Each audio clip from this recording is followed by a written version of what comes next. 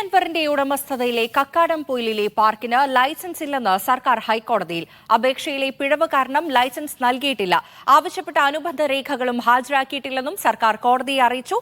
Licence ഇല്ലാതെ എങ്ങനെ park പ്രവർത്തിക്കുമെന്നും സർക്കാർ നാളെ മറുപടി നൽകണമെന്നും കോടതി നിർദ്ദേശിച്ചു.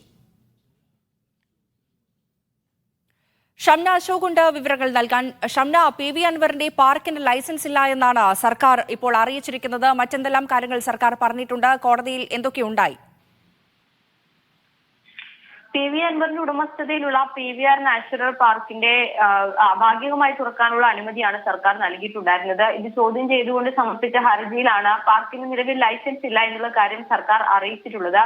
ലൈസൻസിനായി ആദ്യം അപേക്ഷ നൽകിയിട്ടുണ്ടെങ്കിലും അപേക്ഷയിലെ പിഴവ് കാരണം ലൈസൻസ് നൽകിയിട്ടില്ല. ആവശ്യപ്പെട്ട അനുബന്ധ രേഖകളും ഹാജരാക്കിയിട്ടില്ല എന്നുള്ളതാണ് സർക്കാർ പറഞ്ഞിട്ടുള്ളത്. ഈ ലൈസൻസ് ഇല്ലാതെ പാർക്കിന് എങ്ങനെയാണ് പ്രവർത്തിക്കാനുള്ള അനുമതി നൽകിയത് എന്നുള്ളൊരു ചോദ്യം കോടതിയുടെ ഭാഗത്ത് നിന്ന് ഉണ്ടായിട്ടുണ്ട്. ഇക്കാര്യത്തിൽ നാളെ മറുപടി നൽകാനാണ് സർക്കാരിന് നിർദ്ദേശം നൽകിയിട്ടുള്ളത്. നാളെ ഈ ഹർജി ഹൈക്കോടതി വീണ്ടും പരിഗണിക്കുന്നുണ്ട്. പാർക്ക് അടച്ചുപൂട്ടാൻ നിർദ്ദേശം നൽകണമെന്നുള്ള ആവശ്യത്തിൽ ഹർജിക്കാരൻ ഇന്നും ഉറച്ചു നിൽക്കുകയായിരുന്നു. ഏതായാലും നാളെ സർക്കാരിന് മറുപടി കൂടി അറിഞ്ഞതിന് ശേഷമായിരിക്കും ഇക്കാര്യത്തിലൊരു അന്തിമ തീരുമാനം ഉണ്ടാവുക. ലൈസൻസ് ഇല്ലാതെ എങ്ങനെ പ്രവർത്തിക്കാൻ അനുമതി നൽകി എന്നുള്ള കാര്യത്തിലായിരിക്കും സർക്കാർ വിശദീകരണം നൽകേണ്ടത്.